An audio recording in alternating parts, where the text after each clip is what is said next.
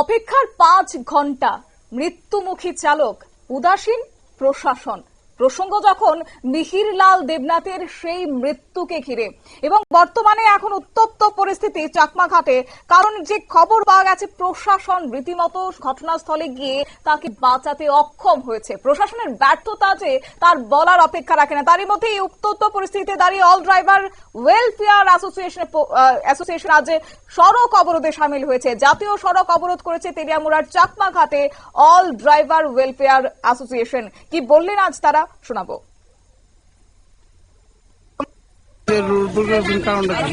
কারণটা হচ্ছে আমরা একটা ড্রাইভার রাত্রে 2:30টার সময় অ্যাক্সিডেন্ট করছে, তো চাপা বিধা রয়েছে, কিন্তু লোকটারে প্রশাসনের কারণে মারা গেছে।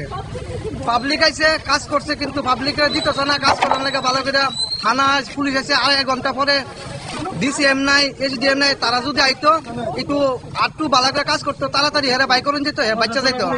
শুধু এসডিএম এর কারণে, ডিসিএম এর কারণে, থানার কারণে লোকটা মারা গেছে। ফায়ার সার্ভিস হয়েছে 1 ঘন্টা পরে। কে লিগে তো দেরি করে যে যন্ত্রগুলো আনছে, একটা যন্ত্র কোনো কাজের নাই। অন্য অন্য জায়গার ভিতরে যদি সাধারণ একটা প্রাইভেট গাড়ি অ্যাক্সিডেন্ট হতো, এটার লাগা ডিএম এইচডিএম সব কিছু আইল। আমার ট্রাক ড্রাইভার দেখে কোনো এইচডিএম ডিএম কেউ আইসে না।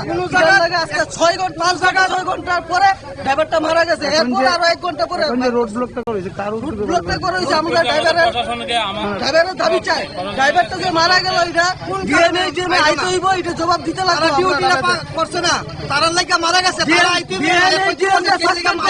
তেলেমুড়া থেকে সাসপেন্ড করতে হইব। আমরা দেশের লাগে সেবা করে আমরা কিছু পাই না। ড্রাইভারের তো যেখানে যাই এখানে মানে একদম ভাই করে ফেলে রাখে। সারা রাস্তা পুলিশ আছে, অথচ অ্যাক্সিডেন্ট না 10 মিনিট আয় না পুলিশ, 2.5 ঘন্টা পরে। মানুষটা 5 ঘন্টা যেটা ছিল, পরে 1 ঘন্টার ভিতরে কি করে মারা গেছে। আপনারা দাবিটা কি? আমাদের দাবি এখন যে ড্রাইভার পরিবারের যে সুরক্ষার জন্য আমরা আমাদের পরিবহন মন্ত্রী বা আমাদের সংশ্লিষ্ট যেই আমাদের মুখ্যমন্ত্রী আছে, ওনার কাছে আমাদের যেই প্রশাসনের গাফিলতির কারণে যেই এই পরিবারের লোকটা মারা গেছে, ওনার পরিবারের জন্য যাতে কোনো একটা সুব্যবস্থা নিশ্চিত করে, আমরা এই আমাদের মুখ্যমন্ত্রীর কাছে আমাদের এই অনুরোধ। আজকে ক্ষোভের সুর রাজপথে, কারণ মিহিরলাল দেবনাথ যে কিনা বাঁচার জন্য কাতর আকুতি করেছিল, অথচ সেখানে প্রশাসনের কোনো ভূমিকায় কিন্তু নজরে পড়ে। যদিও পরবর্তীতে 2 থেকে 3 জন দুর্যোগ মোকাবেলা দপ্তরের কর্মী কোনোভাবে উপস্থিত হয়েছেন এবং আয়রন কাটার যন্ত্র নিয়ে সেই সময়টাতে কাজ করেছেন যথারীতি, তাও ছিল ব্যর্থতাই।